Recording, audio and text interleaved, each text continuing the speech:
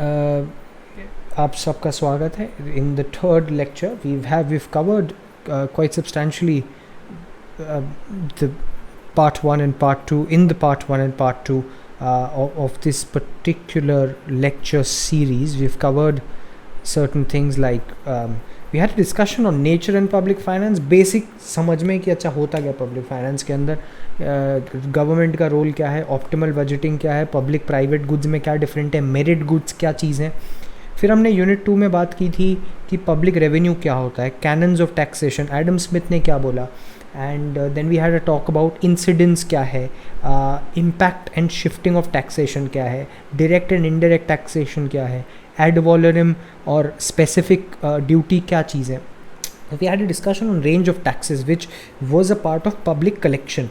So as in public revenue, मतलब सरकार के पास पैसा आता कहाँ से, कौन से sources से आता है. We had a discussion about that essentially. In this particular series, what we really want to do is we want to put in what public expenditure is really about. And so there are 4 classifications. वैसे तो 3 ही topic है इसमें, but the lecture slides have very beautifully and extensively covered. I'm sure that we can have more further readings on the subject because the subject is so dynamic, but the lecture slides have really covered it very extensively, especially the topic of public expenditure. So we have 3 topics in this particular series. One is public expenditure, one is public debt, and one is fiscal policy. So this is going to be the section 1, which is public expenditure. अब public expenditure के अंदर हम cannon का मतलब समझ चुके हैं क्या था पिछले लेक्चर में, विच इज़ कैरेक्टरिस्टिक्स या प्रिंसिपल. प्रिंसिपल क्या होता है basically, what are the rules, what are the principles of public expenditure. पहले तो अपन ये पढ़ने वाले हैं. फिर हम क्लासिफिकेशन पढ़ेंगे. अलग अलग इकोनॉमिस्ट ने अपना अपना पब्लिक एक्सपेंडिचर पे क्लासिफिकेशन दिया है. एंड इस पब्लिक एक्सपेंडिचर का प्रोडक्शन और डिस्ट्रीब्यूशन पे क्या फ़र्क पड़ता है. Now this is something that इससे पहले का तो थियोरेटिकल है. इसके बाद वाला जो ये प्रोडक्शन और डिस्ट्रीब्यूशन वाला सेक्शन है, that's a very logical and a very interesting topic to have, because as economist we must think to ourselves, how is it that the government and their ability to spend an expenditure can in turn have an effect on the production and the distribution in an economy, which can therefore affect the employment and unemployment of a country. So then we cry about this whole idea of unemployment, and the way that the government suggests measures is of course through public expenditure. Even in a time of recession, even in cyclical measures, how is it that the role of public expenditure comes forward? We're going to have that discussion. Well, initially we're really going to talk about public expenditure. Let's talk about the introduction first, right? कि है क्या public expenditure? So public expenditure is the expenditure incurred by the public authorities. So public authorities के बारे में मैं article 12 के बारे में आपको बता चुका हूँ. You can very briefly read what article 12 means, which is private bodies भी और government bodies भी सारी public authorities अंडर आती है. Private body का expenditure अलग होगा. Economics के term में that's a legal term.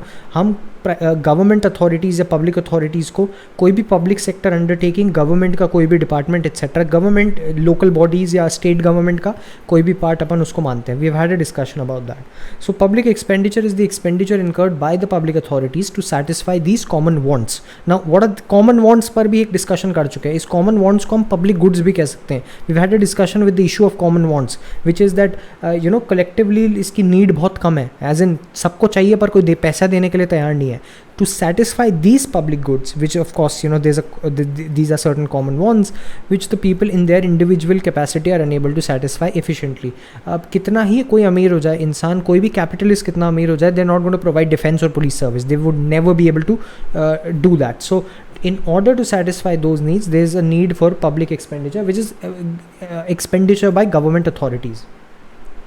तो definition समझ गए कि कौन कर रहा है एक्सपेंडिचर, किसके लिए कर रहा है, एंड बेसिकली ये किस चीज़ के लिए हो रहा है, what is the objective. That's once we understood we have destroyed the definition. Let's move on. Expenses incurred by public authorities. अब वही कौन सी public authority, central, state, local, self government, ये पब्लिक एक्सपेंडिचर हो गया. आर्टिकल 12 का reference है इधर. Such expenditures are made for the maintenance of government as well as benefit of the society as a whole. ज़्यादा कुछ समझने के लिए है नहीं, बहुत बेसिक है. The classical economists, who are the classical economists, you must know that. ये से आपने नाम सुना होगा, Say as an SAY, Say's law सुना है, supply derives its own demand, ऐसे करके. These were the people you know who were classical economists. तो classical economist, they did not analyse the in depth the effects of public expenditure. For public expenditure throughout the 19th century was a very small owning to the restricted government activities. So classical जो economists थे, including Adam Smith by the way, you know they, न्यो classical कौन होता है? न्यो classical हो गए अपने John Maynard Keynes etcetera. सो ये सारे न्यो क्लासिकल हो गए. क्लासिकल इकोनॉमिक्स का एसेंशली फ्री मार्केट में बहुत इन डेप्थ आइडियोलॉजी है उन लोगों का. उनका मानना है कि गवर्नमेंट को बिल्कुल भी इंटरफेयर नहीं करना चाहिए. वेलफेयर स्टेट का कॉन्सेप्ट बहुत आगे आता है. That comes in you know somewhere near the 1990s with the discussion of WTO coming up and everything. That's a different discussion to have. Classical economist का ये कहना था कि हम लोग मार्केट में बिलीव करते हैं. We believe in the market forces. Now we've studied what market forces are. Demand and supply. Now demand and supply can invisible hand जो एडम स्मिथ बात करता है कि आप let the market be on its own and the invisible hand of the market will correct itself. ये कहने का मतलब था. And we obviously even now at today at this particular point, आज भी हम ये महसूस करते हैं कि थ्योरी कितनी गलत है. 1930s में पहली बार ये कितना गलत है समझ में आ गया था. 2008 में वापस, और 2020 we are witnessing that same idea that no, the market forces itself can not regulate. Therefore in the economic survey there was a talk about not only the invisible hand but also the hand of trust that the government provides in order to regulate the policies. So the classical economics therefore followed the laissez-faire economic policies. laissez-faire का एक थोड़ा सा context दे देता हूँ. laissez-faire is actually, आप लोगों को लगता है कि ये जो टर्म है इसका फ्री हैंड कहने का इसका मतलब होता है हिंदी में, अगर आप बात करें लैटिन टर्म है. तो ये बेसिकली जो टर्म है लोगों को लगता है कि एडम स्मिथ ने निकाला है. नहीं, this was actually taken up by a French foreign secretary. French के फॉरेन मिनिस्टर ने, जो नेपोलियन के टाइम पे, सॉरी लुई 16 के टाइम पर हुए थे, उन्होंने ये वर्ड निकाला था laissez-faire, which is interesting because अगर आप देखें तो मोस्टली लाइक जिस टाइम पे the British economy was capitalistic in nature, not capitalistic but mercantile in nature, उस टाइम पे French economy was suffering from the idea of socialism. So that's the thing. So public expenditure laissez-faire economic policies पे depend करता था. It was only about maintaining law and order. It was only about, you know, the function which was only to confine to defend the country. So defense police services पे ख़त्म हो जाएगा, उसके अलावा हम कुछ नहीं करने वाले. ये बेसिक था. As a modern state is termed a welfare state, the modern economists have started analyzing the effect of public expenditure on production, distribution and the levels of income. अब हुआ क्या कि from the evolution from classical economics, जहाँ पे आप कह रहे हैं कि स्टेट का बिल्कुल भी रोल नहीं है, टू टुडे विच आज के दिन पे हम कह सकते हैं that at least we can say that India at least is a welfare economy. And you know even most of the capitalistic economies can in theory call themselves welfare economies. होता क्या है वेलफेयर स्टेट? वेलफेयर स्टेट का concept ये है कि जो state, जो government है, उसका एग्जिस्टेंस मेयरली डिफेंस और पुलिस सर्विसेज के लिए नहीं है, but it is to serve the minuscule minority of, you know, the state for the welfare of the public, which would mean कि आप यहीं से कॉन्सेप्ट आता है. आपने देखा होगा प्रोग्रेसिव टैक्सेशन का, जहाँ पे टैक्स का रेट बढ़ते जा रहा था जैसे जैसे इनकम का प्रपोर्शन बढ़ रहा है, एंड वहाँ से आप फंड करते हैं अपना finance, and then you would expend on these government policies, therefore calling it the welfare state. So अब क्योंकि फंक्शन और स्कोप बढ़ चुका है, from a state which is performing a minuscule function of police and defense to a state which is performing a welfare state function. Now on this the modern economists have started now analyze. अब तो क्योंकि effect बढ़ गया है, scope बढ़ गया है state का, तो अब एक्सपेंडिचर का भी स्कोप और उसके इम्प्लीकेशंस बढ़ जाएंगे. बहुत सिंपल बात है.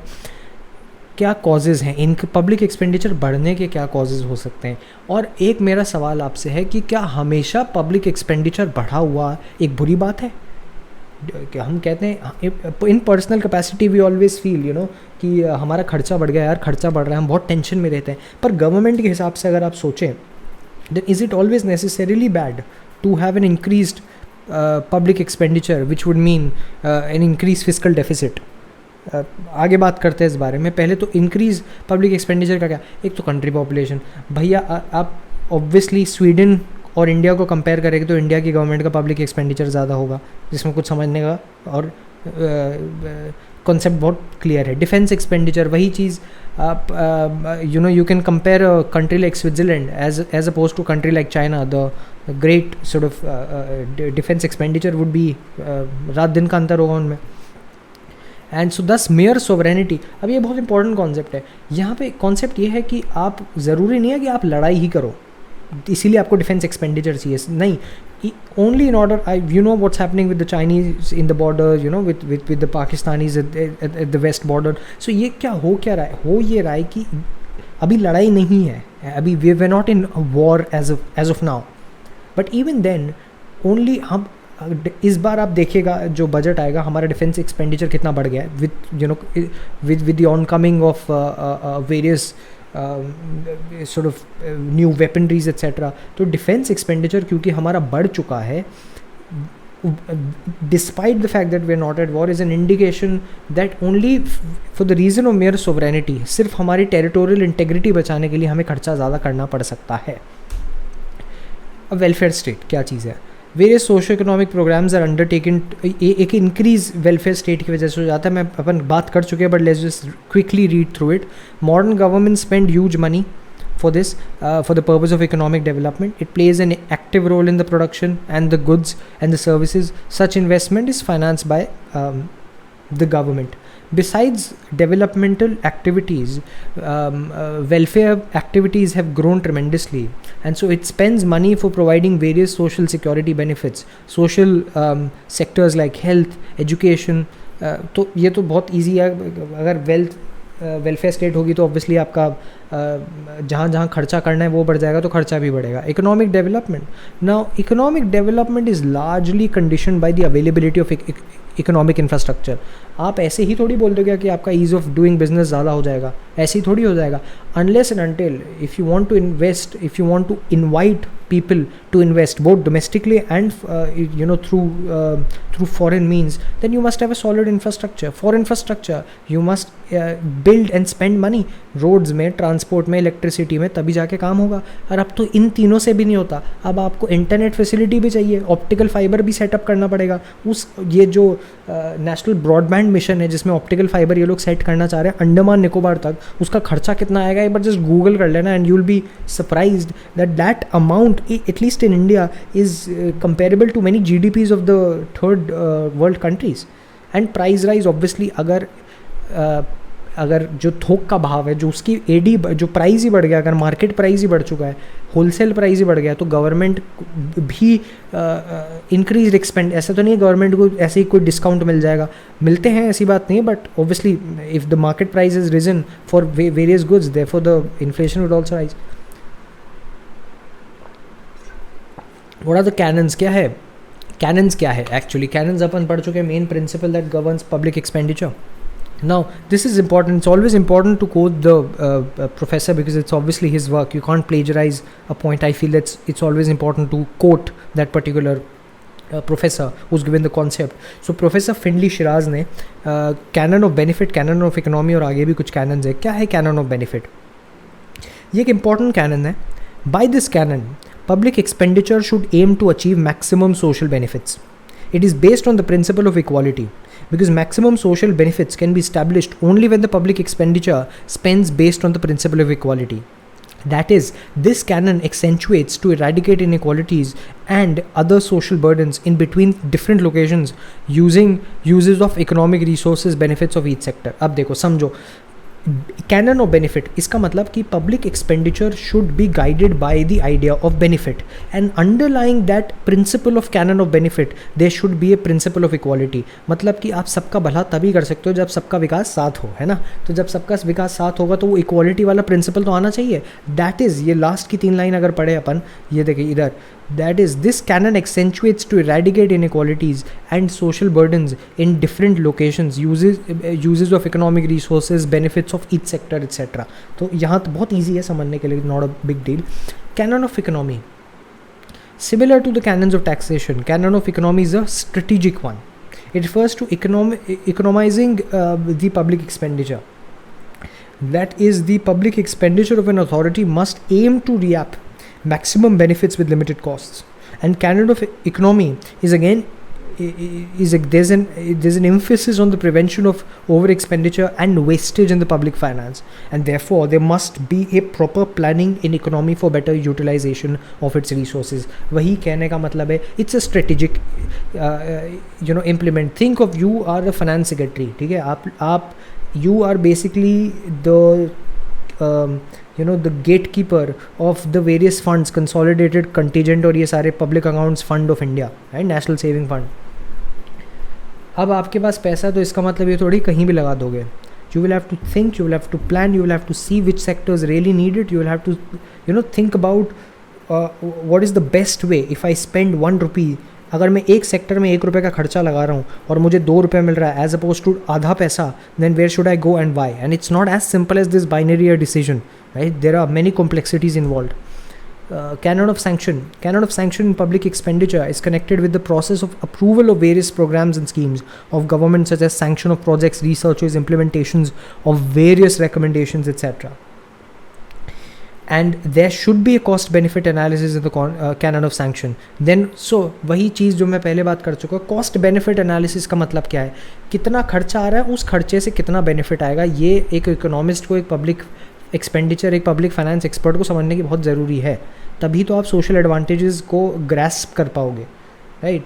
Lot of decisions, when you think about it, when you think about the policies that really make it up sort of to us, it's really something that we think about, in our understanding कि यार क्या उन लोगों के दिमाग में क्या चलता होगा जो ये सब प्लान्स बना रहे हैं. कितना सोचना पड़ रहा होगा कि यार मेरे पास अगर इतना पैसा है और मैं यहाँ. Think about COVID-19 as someone who is a public finance expert. Think about where इतना ज़्यादा क्राइसिस है, किस चीज़ पे सेक्टर को टारगेट करे. इकोनॉमी खतरे में है, जॉब्स खतरे में है, हर डिज़ास्टर रेजिलिएंट इंफ्रास्ट्रक्चर आपका नहीं है, हर समस्या आपके पास आई जा रही है. So just think about the people who are serving day and night, thinking about it, strategizing, and then the local people who are implementing around you. So that's when you think about it, it's just interesting. Canon of surplus.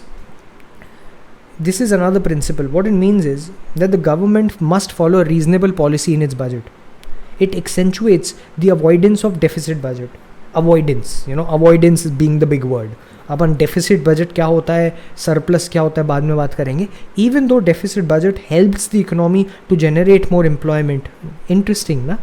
And income, particularly in times of depression, overspending will badly affect the entire economic control of the government over the economy. In short, canon of surplus highlights the major issues of overspending and long-run experience deficit budget. कहने का मतलब ये, देखो, पहले तो मैं बता चुका हूँ कि it's an imaginary situation for us to think that in anyone's economy that we can ever be free, we can never have a situation where there's going to be a surplus budget. No sir, there's never going to be a surplus budget. Never in our history, never in anyone's future will ever there be a surplus budget. There's always going to be a deficit. The question is, how much is that deficit? We've fixed through the FRBM Act, we fixed a percentage of 3% fiscal deficit for 2020, and with an escape clause of 3.5%, which the finance minister has used for this year and the next year 2021. लेकिन सवाल यही है कि आप अभी के time पे जो recession, like we are formally in recession right now, how is it that we come back to that that process of not falling in the trap of a high fiscal deficit? क्योंकि high physical deficit हुआ तो क्या क्या हालत हो सकती है आपको पता है. इन्फ्लेशन बढ़ जाएगा, इंटरेस्ट रेट बढ़ जाएगा, वही सारी चीज़ें, जॉब लॉस, ये सब तो होगा ही होगा. इसीलिए जो आपका ऑब्जेक्टिव है कि मैं रिसेशन के टाइम पे अगर मेरा एक्सपेंडिचर बढ़ा के जॉब क्रिएट, इंफ्रास्ट्रक्चर क्रिएट करना चाहता हूँ, अगर मेरा फिजिकल डेफिसिट ज़्यादा हो गया, हद से ज़्यादा हो गया, तो फिर इश्यूज़ हमें आएंगी. So that's why the canon on surplus is very important in terms of public expenditure. And ये तो हमने बात की थी कि प्रोफेसर फिंडली शिरास की 4 कैनन थे which we discuss: benefit, economy, sanction and surplus. Other canons, canon of production and distribution and canon of elasticity. क्या कहने का मतलब है? Canon of production and distribution, this principle refers to the public expenditure which must ensure maximum productivity. right? Thus will help the country achieve growth and development. Along with the public expenditure, it should aim at sustainability. Similarly, on the side of distribution, public expenditure must be based on the principle equality. It should help to eliminate inequality in gender, community, classes. तो वही चीज़ अपन कर चुके हैं production और distribution में. Production के side पे दो चीज़ें इंपॉर्टेंट है. एक ए मैक्सिमम प्रोडक्टिविटी, सबसे ज़्यादा प्रोडक्टिविटी. B sustainability. ऐसा मतलब ऐसा थोड़ी कि आप अपने पब्लिक एक्सपेंडिचर से अपने सारे रिसोर्स को एक्सप्लॉइट कर दोगे एक साल के लिए, दूसरे साल के लिए आपके पास रिसोर्सेज ही नहीं बचे. So you have to be sustainable a with the given resources, which means that you can use it future and your future generations can use it. B, whatever you're producing now with the aim of sustainability should also be maximum. That's the idea of production. For distribution, whatever you're distributing must be equitable. There's nothing else to discuss there. And canon of elasticity, it means that the principle of elasticity says that public expenditure must have the character of flexibility. This is because sometimes in the economy there may be a need of huge public expenditure, particularly in time of depression. Therefore it must be elastic in nature, then only economy can maintain stability. तो ये मैं FRBM के act के बारे में बता चुका हूँ कि हमारा जो FRBM एक्ट है, फिजिकल रिस्पॉन्सिबिलिटी मैनेजमेंट एक्ट, उसके अंदर भी बहुत सिंपली ये दिया हुआ है, समझाया हुआ है कि 3% तक 2020 में है, 0.5% भी बढ़ा सकते हैं, कोई इशू नहीं है उसमें. There is no point. So we need flexibility specially in these times. So it's going to be interesting to see when the budget comes on next year, what is it that the government plans to do with its fiscal budget? How much has it exceeded? How much would the escape clause save the government? It's going to be interesting. And you know, quite bizarrely, it would be depressing to say the least. I hope it's not. Let's look at the other canons now. Canon of certainty. It refers that there should be a surety in public expenditure, because there are so many groups in the economy who are interested to know about public expenditure. Surety in public expenditure denotes the government support. That is very essential for the creation of inspiration among producers, consumers and other economic. अब हमने taxation और certainty के बारे में बात की थी, canon of certainty in taxation. अब हमने बात की थी कि एक सर्टन टैक्स स्ट्रक्चर बहुत इंपॉर्टेंट है, right, so that the tax payer knows. यहाँ पर जो जिसके लिए आप जिस पब्लिक के लिए आप स्पेंड कर रहे हो उसको आइडिया होना चाहिए, because there are so many goods who are interested to know, not only know but also to expend it on themselves the public expenditure. So surety in public expenditure denotes the government support. Just to elaborate a very simple idea, जिस time budget होता है उस time सारे corporates और सारे CAs, accountant, auditor सब बैठ कर सिर्फ बजट को सुनते हैं, because they are always interested in to know what's going to happen, be it state or the central budget. Canon of neutrality talks about the principle of equilibrium in expenditure, public expenditure, which means that there must be an equilibrium level which is favorable to the entire parts of the economy. It should not badly affect the economy, such as the production, distribution, exchange, etc. In fact, canons of neutrality should emphasize on sustainability of an economy. So we should always talk about the equilibrium in expenditure, right? We should not we should keep it favorable. जो मतलब कि अगर आप ऐसा नहीं कि जैसे हमारा 5-year प्लान था, हमने इंफ्रास्ट्रक्चर पे ही पूरा फोकस कर दिया या एग्रीकल्चर पे ही पूरा फोकस कर दिया. What that did was, well, I mean, it did have certain merits, but there were certain crazy demerits. One of the crazy demerits were that there were certain sectors that were so underdeveloped, including the primary health and the education, that would have yielded results till this date. And so वही बात है कि आपको हर field में अब ये socialist planning वाला नहीं चलता. You can not micro manage the government and the my only counter argument of socialism is very simple, which is that if the government really wants to plan the economy fair enough, go head, but you can not micro manage every sector. And that as an experiment has failed not only in USSR or China for that matter, but also as a very live example in India. I feel that even though we were we did have an impressionable productivity in GDP in terms of the first, second, third and till the 12th 5-year plan, but GDP is not merely the measure, it's also the equitable distribution. We have certain rising inequalities in one sector. If you see हमारा manufacturing sector आज तक maximum जो manufacturing sector है वो कितना 30% contribute करता है as compared to the service sector which has increased immensely. So we need that neutrality, we need that equality. Then finally canon of program and performance.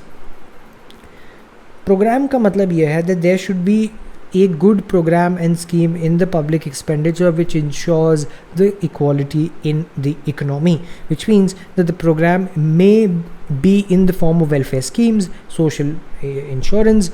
Similarly, canons of performance is the emphasis on evolution of programs and schemes implemented in the economy. So performance hai evolution of programs and schemes, good system of auditing, good institution of CAG, better maximization of the society by eradicating corruption, etc. तो program and performance. Program set करो, equitable programs, equality in the economy, and those program must perform. How would they perform? Have an accountable system, have a accountable and a respectable CAG and an accounting system, and then you'll be right ahead.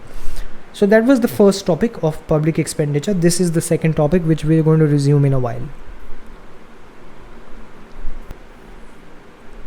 So let's get back to doing classification of public expenditure. We had a discussion. कैसे classify करेंगे public expenditure को? Well, first on the basis of benefit. किसको benefit मिल रहा है? Which is, तो ये Cohen और प्लेहन ने जो इकोनॉमिस्ट हैं उन्होंने इसको डिस्कस करते हुए बोला है that they've divided this on the basis of benefit. They've divided it into 4 angles. One, expenditure which confers common benefit on all the citizen of tax payer. मतलब सबको कॉमन मिल रहा है, किसी पे भी डिस्क्रिमिनेशन नहीं हो रहा, किसी को भी कम ज़्यादा नहीं मिल रहा है. डिफेंस, पुलिस, ये सारी हो गई, यूनिवर्सल एजुकेशन हो रही है. दूसरा, expenditure conferring special benefit on some people, expenditure on poor relief, reservation policies etcetera, ये सब हो गया. Third, that class of public expenditure which confers a special benefit on certain people at the same time a common benefit on all others, which is administration of justice. अब क्या होता है justice system में, वही बात है तो सबके लिए, पर only a few people in their lifetime really get to see courts, and I hope you don't get to see courts. It's a very tedious process, but yeah, so that's it, right? सबके लिए है पर benefit और कम लोगों को मिलता है. Those items of expenditure which confer a special benefit only on some individual. कैसे? आपने सब्सिडी ग्रांट कर दी यूरिया की किसी पंजाब में किसी फार्मर को, तो सबको थोड़ी मिलेगा, नहीं मिलेगा ना, वो सिर्फ कुछ चुनिंदा लोगों को मिलता है. तो वो बेनिफिट पे 4 तरह के, ए सबको कॉमन मिले, कुछ को मिले, कुछ को नहीं मिले, right? Expenditure conferring special benefit on some person on certain class. Poor भी on, poor is a very wide term, reservation is a very wide term. Then third, कुछ को मिले पर सबके लिए हो. और चौथा इज़ सिर्फ एक ही स्पेसिफिक सोसाइटी के बंदे को मिले. तो ये तो बेसिस ऑफ बेनिफिट था जो कोहेन और प्लेहन ने बोला. अब रेवेन्यू पे के बेसिस पे क्या है? निकलसन का क्लासिफिकेशन है according to the basis of revenue. He gives 4 classification. A, expenditure without direct return of revenue, example the poor relief and also the losses sustained in a war. So fair enough, okay, fine. Expenditure without any direct return of revenue. तो कोई भी अगर लड़ाई करूँगा तो मेरे को वापस तो आने वाला है नहीं, जो गया वो तो गया, ठीक है. दूसरा, expenditure without any direct return of revenue but indirectly beneficial to the revenue. मतलब कि एजुकेशन फ्री हो. अब मेरे को सीधे तो इसमें बेनिफिट नहीं मिल रहा, पर मेरा ह्यूमन कैपिटल फॉर्मेशन तो हो रहा है, वो कितना काम आएगा. Then expenditure with partial direct return of revenue, किया थोड़ा सा मिल गया, जैसे कि education for which fees are charge. अब कोई गवर्नमेंट पेपर दे रहे हैं, गवर्नमेंट एग्जाम करवा रही है, तो गवर्नमेंट 100 रुपये की फ़ीस हो गई, तो थोड़ा कुछ तो मिल ही गया. And finally expenditure with full revenue और even profit. Railway system, Indian railway system is the best. अभी तो डेट में चल रहा है खैर, बट एक टाइम था जो बहुत प्रॉफिटेबल था. कोई भी हमारी पब्लिक सेक्टर अंडरटेकिंग ले लो, बहुत सारी अच्छी पब्लिक सेक्टर अंडरटेकिंग्स जो अभी भी सरप्लस में चल रही है. तीसरा बेनिफिट पे पड़ा, रेवेन्यू पे पड़ा. रेवेन्यू हमें बताया था प्रोफेसर निकलसन ने, एफ.एस. निकलसन ने. फंक्शन हमें बताते हैं H.C. एडम ने क्या किया, पब्लिक एक्सपेंडिचर का क्या फंक्शन है, 3 फंक्शन, उस पर उन्होंने क्लासीफाई कर दिया. पहला फंक्शन है, सपोज करो कि it is you know there is a protective function, police judiciary बचा रहे हो लोगों को. Commercial function, in this category expenditure which helps the development of commerce and trade, services sold to, जैसे रेलवे हो गया, मतलब कॉमर्शियल फंक्शन हो गए, पब्लिक सेक्टर अंडरटेकिंग हुई. और डेवलपमेंट फंक्शन, आप इंफ्रास्ट्रक्चर, रोडें बना दो, ये बना दो, सब कुछ बढ़िया एकदम मस्त चीज़ है, डेवलपमेंट फंक्शन हो गया in this category. And so therefore the expenditure under this category includes expenditure on education, provision, public recreation, public works, etc. So we all know that. अब हमारे बहुत famous JS Mill, we all should know him. JS Mill का is a great political thinker also, great liberal political thinker, काफ़ी liberal है. इतने liberal है कि India East India company के रोल को इन्होंने जस्टिफाई किया था इंडिया में, बाद में खैर क्रिटिसाइज़ किया था लाइक, बट या anyway, so let's get to the point. उनका क्लासिफिकेशन है, JS Mill based his division on the wants of the state, which in turn is determined by the functions of the state. So JS Mill के दो classification है, एक है obligatory, एक है optional. इसके हाँ, ऑब्लिगेटरी जो क्लासिफिकेशन है, in this the expenditure incurred on defense, justice, maintenance of economic institutions is obligatory. इसका आप कुछ कर नहीं सकते, ये तो आपको करना ही करना है. Owing to the past contracts and other legal commitments, coupled with the concept of sovereignty, the state is not free to decide whether to incur this type of expenditure or not. मतलब ये, so just to give you a little background, because I think कि क्या होता है कभी कभार economics में, when there is a political thinker like JS Mill, the context of his argument misses. So इसका context ये है कि JS Mill is a ये एक social contract theorist है, जिनका कहने का मतलब है कि स्टेट और जनता एक सोशल कॉन्ट्रैक्ट में बंधी हुई है, ठीक है, और वो सोशल कॉन्ट्रैक्ट फिर फॉलो करना पड़ेगा स्टेट और इंडिविजुअल दोनों को. उससे, उस पॉलिटिकल आइडिया से ये एक्सपेंड होकर आता है कि कुछ फंक्शंस तो हैं, कुछ एक्सपेंडिचर तो है जो स्टेट को देने ही देना है, जैसे कि इसमें कोई कोताही नहीं बरत सकते, इसमें कुछ भी आप कॉम्प्रोमाइज़ नहीं कर सकती, स्टेट देने ही पड़ेंगे. एक ऑप्शनल है, जैसे कि expenditure on social security measures is optional. भाई सीधी सीधी बात है, यू कैन पोस्टपोन. मुझे अगर ये रोड इस साल नहीं बनानी, अगले साल बनानी है, आई कैन पोस्टपोन. बट अगर मुझे चाइना अटैक कर रहा है तो मैं ऐसे थोड़ी कि नहीं अगले साल अटैक कर लेंगे, कोई दिक्कत नहीं है. You can't do that. So it can if time warrants be postponed. So very essential understanding is a obligatory word से समझ में आना चाहिए, obligatory optional word से the important word is postponed. Obligatory stuff cannot be postponed while optional can be. Professor Findlay Shiras, पहले उन्होंने 4 classification किए थे, आपको याद हो तो we had a discussion on that. I think canons की डिस्कशन की थी उन्होंने जब, पर अब उन्होंने प्राइमरी और सेकेंडरी एक्सपेंडिचर की क्लासिफिकेशन की है. Primary expenditure includes all those expenditure with the governments are obliged to undertake. It is mandatory on the part of the government to incur these expenditures. It's quite similar to Mill's classification of obligatory expenditure. It includes expenditure on defence, maintenance of law, order, civil administration, debt etcetera. Secondary में क्या बात करते हैं? Secondary में it includes expenditure on education other than, तो primary में तो वो हो गया जो करना ही करना है, और बाकी जो बचा वो सेकेंडरी है. So very basic nominal classification. Professor Dalton, आपको याद हो, then we had a discussion of professor Dalton in our idea of taxes की जब हम बात करें तो we had a interesting discussion on this. So Dalton का क्या क्लासिफिकेशन है? What Dalton says is that instead of following some strictly logical method, he has given up empirical and a practical classification. The object of public expenditure may be either to keep social life secure and ordered, or to make that secure and ordered life better worth living, whether from an economic or a non-economic point of view. कहने का मतलब यह है कि public expenditure का objective या तो social life को, ज़िंदगी को बचाना, या उस ज़िंदगी को जीने लायक बनाना. आगे बात समझ में? ये कहने का मतलब है. So hence professor Dalton classifies public expenditure in 2 categories. एक है ग्रांट. ग्रांट क्या होती है भाई? When the state incurs expenditure and does not get any commodity और सर्विस इन रिटर्न. मतलब कि स्टेट, सेंटर ने, आपने सुना होगा, सेंटर ने स्टेट को ग्रांट दे दिया. या वर्ल्ड बैंक ने सेंट्रल गवर्नमेंट को ग्रांट दे दिया। ग्रांट का मतलब ये होता है कि आप प्रिंसिपल पेमेंट दे रहे हो, इसका आपको वापस ना तो कुछ रिटर्न भरना है, ये तो एक मतलब गिफ्ट हो गया, गिफ्ट मान लो।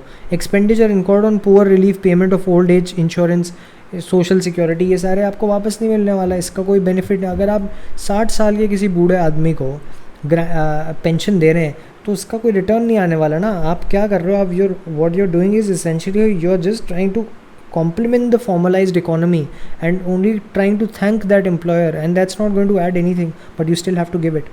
इसीलिए आजकल की welfare societies very ironically they want to cut on social securities, including the Indian government. They've tried to cut on social securities massively, given the 7th pay commission. Purchase price, which is the second one, when the state acquires or gets some commodity or service in return, the expenditure is purchase price. मतलब कि salary of a government employee, the price paid for purchasing a typewriter etc. is a purchase price. So when the state acquires or gets some commodity in service in return of some expenditure, मतलब कि पहले ऊपर वाला grant तो आप कुछ दे रहे हैं, सिर्फ देना है। परचेज प्राइस में आप in return of a service you paying for a price, very basic. इसके बाद रॉस्चर का क्लासिफिकेशन है। Professor Roscher classifies public expenditure into 3 groups, namely, one is necessary, useful and superfluous. Superfluous का मतलब समझा देता हूँ, मतलब superficial, ऊपरी सतह वाला है ना, ऊपरी सतह वाला। necessary का क्या मतलब होता है, ऐसा expenditure जिसको postpone नहीं किया जा सकता, है ना, जैसे कि डिफेंस हो गया है फॉर एन एग्जांपल। चाइना और इंडिया के कंडीशन में डिफेंस मैंने बताया, ये सब कहने को कान यहीं से पकड़ो वहीं से पकड़ो, बात तो वही आ जाती है ना यार। आप एक्सपेंडिचर टाइप कितने नाम अलग अलग दे दो, बट आपको पता है कि वो एक्सपेंडिचर होंगे क्या। यूज़फुल, एक तो नेसेसरी हो गया, useful is that they are desired but they can be postponed. Superfluous is that the state may or may not occur, it is otherwise called ornamental expenditure. तो एक important question क्या पता पूछ ले कि ornamental expenditure जो term है ये किस प्रोफेसर के क्लासिफिकेशन से आता है, तो we know that is Roscher's classification. AC Pigou एक का situation ये है that he is also very interestingly a classical economist, है ना। तो थोड़ा वेलफेयर स्टेट का इनमें एस्पेक्ट है, but whenever I've read him, I've always understood that he's a core capitalist in heart. पर इन्होंने 2 क्लासिफिकेशन कर दी है। पहली क्लासिफिकेशन है ट्रांसफर्ड एक्सपेंडिचर की। Transfer expenditure which merely redistributes the money income of the members of the community, and therefore expenditure that purchases current services of productive resources for the use of these authorities. It includes navy, civil services, educational etc. कहने का मतलब यह है कि ये वो खर्चा है जिसके रिटर्न में आपको कोई करंट सर्विस या फिर आप कोई प्रोडक्टिव रिसोर्स डिराइव कर पा रहे हो। नॉन ट्रांसफ़र का मतलब ये होता है it determines directly the uses to which part of the community productive resources shall be put. Expenditure which consists in payment made either gratuitously or in purchase of existing property rights to private persons. So it includes expenditure on the payment of interest on government debt and pension etc. तो ये non transfer payment का simple सा मतलब ये है कि ये ऐसे पेमेंट करता है कि जिसमें ये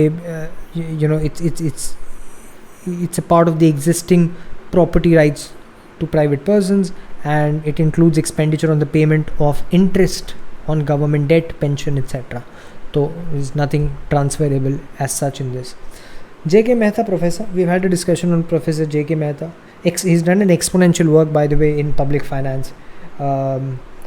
His publications are really good. So उनके classifications हैं 2, constant और variable. He uses the element of cost and not benefit, right? Cost based expenditure classification किया है इन्होंने। Constant expenditure का मतलब यह है, Mehta says that the constant expenditure is that in which the amount which does not depend upon the extent of the use by the people in whose interest it is incurred and upon the service that are financed by it. तो इतना ज़्यादा समझने के बजाय सीधे कह दो defence. Constant expenditure ये है, रेकरिंग एक्सपेंडिचर है, जिसका सीधा एक्सटेंट लोगों की भलाई के लिए दिखे ना दिखे पर उसका फाइनेंस करना बड़ा ज़रूरी है। कहने का मतलब in whose interest it is incurred and upon the service that are financed by it. Fine the second classification of Mehta, professor Mehta, is variable expenditure. Variable expenditure is that which increases with in every increase in use of public services by the people whose benefit it is incurred. So expenditure on postal services is an example of variable expenditure, and variable expenditure varies with the number of people using the service provided by the states.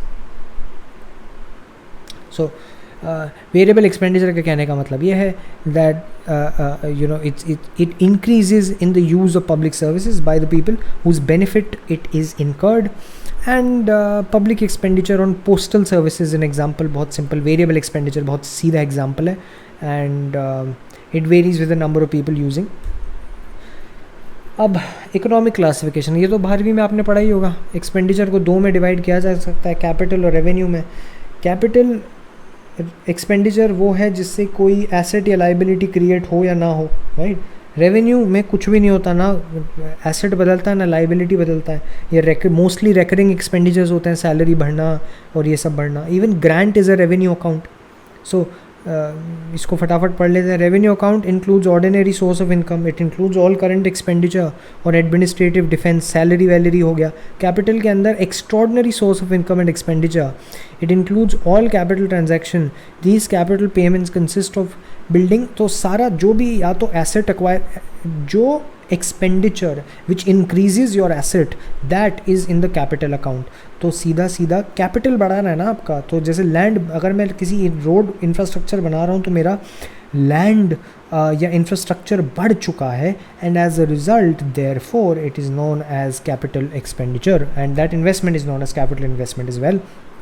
Finally, we have something quite interesting, which is Professor Robinson's classification. Professor Robinson, he's classified public expenditure into productive and unproductive. अब इन्होंने outcome based कर दिया. अभी तक हम benefit पे पढ़ चुके हैं, कॉस्ट पे पढ़ चुके हैं, उसके फंक्शंस पे पढ़ चुके हैं. इनका कहना है कि प्रोडक्टिव एंड अनप्रोडक्टिव. अब ये थोड़ा डिफ़िकल्ट हो जाता है यार. अब सपोज़ करो कि मैं 50,000 करोड़ एक सड़क के लिए बना रहा हूँ, मैं कैसे मेजर करूँ कि वो प्रोडक्टिव है? Like how? Qualitatively, timely, quantitatively. So it becomes difficult if you think about it. But obviously जो प्रोडक्टिव एक्सपेंडिचर होता है वो इनके मेजर्स, इनके पैरामीटर्स में ये होता है दैट इट डायरेक्टली और indirectly helps to develop natural and human resources and it helps to increase national income. मतलब जो भी हमारी देश की सेवा में, देश की बढ़ोतरी में काम आए वो प्रोडक्टिव है, और अनप्रोडक्टिव वो है. whereas public expenditure, if it does not add to enhancing the productive capacity of the nation, unproductive expenditure is one in which is consumed in the process of rendering the service. Expenditure service के ही process render हो जाता है process में, and it doesn't yield anything productive. Finally plan and non plan expenditure. अब तो आजकल तो एक पहले 2016 तक गवर्नमेंट ऑफ इंडिया ऐसे फॉलो करती थी, अब ये नहीं करती. अब प्लान और नॉन प्लान एक्सपेंडिचर में यूजुअली अब क्लासिफिकेशन नहीं होता. Plan expenditure is mean current development outlays as well as investment outlays. Planning commission हमारा जो निकालता था उसको प्लान एक्सपेंडिचर कहते थे. नॉन प्लान एक्सपेंडिचर वो होता है जिसमें expenditure which the government is bound to incur, recurring, salary और ये सब हो गया. अब अपन फाइनली आ जाते हैं इफेक्ट्स ऑफ पब्लिक एक्सपेंडिचर में, and this is an interesting topic which we will very soon cover.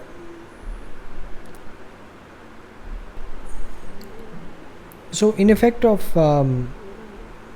the final topic which in terms of expenditure वो था effect of public expenditure on production. तो Dalton का ये कहना है the level of production and employment in any country depends on 3 factors. 3 चीज़ों पे depend करता है level of production. A, लोगों का ability to work, save and invest. B, willingness to work save and invest. And third, diversion of economic resources as between different uses and localities. Thus, the way in which public expenditure affects production is determined by its influence on the willingness and the ability of the laborers to work, on the allocation of resources and on the amount of savings. And अब इन effects को अपन समझते हैं detail में, but I hope ये 3 चीज़ें और इनके effect आपको basic is nothing to be really. अब पहले ये समझते, देखो ये the first is ability of the people to work, save and invest. इस पर क्या इफेक्ट है? Public expenditure can influence ability to work, save and invest either favorably or unfavorably. If public expenditure is used as an instrument to promote efficiency of a person to work, it will promote production. कहने का मतलब कि public example के नाम पे education, medical service लगा दो, इससे इंसान की एफिशिएंसी बढ़ जाएगी, फॉर्मलाइजेशन बढ़ जाएगा, बहुत अच्छी बात है. Public expenditure can promote saving on the part of lower income group by providing additional income to them. For all the persons who has larger income can be normally expected to save lower amounts. तो भाई जिनके पास ज़्यादा है उनसे ज़्यादा consumption करवाओ, और जिनके पास कम है उनके एडिशनल और इनकम डलवा दो, जनधन खाते खुलवा दो उनके. And expenditure incurred on the maintenance of law and order will create confidence in the mind of people, thereby creating a favorable investment climate in productive activities. दूसरा इसका पिलर है willingness to work, save and invest. The effect of public expenditure on the willingness to work, save and invest depends considerably on the expectation of future benefits. भाई सीधी बात है कि अगर किसी बंदे को इन्वेस्ट करना है, सेव करना है, तो वो फ्यूचर, उसकी फ्यूचर एक्सपेक्टेशन, कंज्यूमर की फ्यूचर एक्सपेक्टेशन पे डिपेंड करेगा ना. It also depends upon the character of the public expenditure and the policy of the government. मतलब कि pension, interest on loan, provident fund, सीधी बात है, अगर इंटरेस्ट रेट ज़्यादा होगी तो हम क्यों पैसा लगा, क्यों होम लोन लूँगा मैं? इंटरेस्ट रेट कम होगी तो मैं ले लूँगा. Therefore it reduces his willingness to work and save. अगर फेवरेबल इन्वायरमेंट है, इंटरेस्ट रेट कम है, तो मैं ज़्यादा काम करूँगा, ज़्यादा बचाऊँगा, ज़्यादा इन्वेस्ट करूँगा, लोन लूँगा, मेरा बढ़िया घर बनाऊँगा, है मुस्कान की चमकान आएगी. So the underlying principle therefore is why should a person work hard and save when he knows fully that he will be looked after by the government when he is not in a position to earn any income. तो क्या भाई सीधी बात है, public expenditure should be regulated in such way that it may not adversely effect the incentive to work of the people. ऐसा भी नहीं हो कि आपने इतना ही इन्वेस्ट कर दिया कि जनता बोले अरे भैया कोई दिक्कत नहीं है, सरकार है संभाल लेगी. One of the reasons of unproductive culture of work in the government offices is because of this idea of job security. Corporate में या प्राइवेट में आए कितना कटथ्रोट कंपटीशन है, आप वहाँ पे एक दिन भी सो सकते हो क्या? सरकारी ऑफिस में जाके सो सकते हो. Sad reality as of now. I hope it changes, but that's the whole point, right? That's how public expenditure can therefore bring a change in the culture and the behavior of people. Diversion of economic resources, तीसरा pillar. Public expenditure diverts resources from private public use in many ways. Public expenditure has far-reaching effects on the utilization of resources between alternative uses. Expenditure on arrangements, armed forces. To meet such expenditure, the government diverts economic resources from general public to the government. It is thought by many that these economic resources could have contributed to economic welfare if they have been allowed to remain with the people themselves. But it is also true that defense expenditure is essential, right? So the point is कि expenditure को किधर shift किया जाए, कहाँ पर लगाया जाए, is also an important understanding, right? Public expenditure is far reaching consequences. So expenditure on economic resources between the present and the future in a free capitalist society, very little provision is made. This is because people prefer the present rather than the future. And अब सब अगर present पे लगने लग गए तो future का क्या होगा ये बता दो. So the diversion of resources from private to public sector for the construction of basic infrastructure and for preservation and conservation of scarce resources is very essential for economic development. So these kinds of expenditure exert a positive impact on production and economic activity of a nation. Public expenditure in the form of subsidies and grants is helpful in directing the resources of the people to establish new industries as well as to accelerate production of existing industries. And finally, public expenditure on social overheads like education, public health, they produce favorable effect on production. It will increase social welfare and efficiency of production. Likewise, government spends money for encouraging and developing research and development activities, inventions as well as innovations. तो ये diversion of resources का basic कहना है, बहुत simple है, you read this, you understand this. अब finally, what are the effects of public expenditure on distribution? We've had an understanding of what production is capable of doing. Let's now do production distribution function.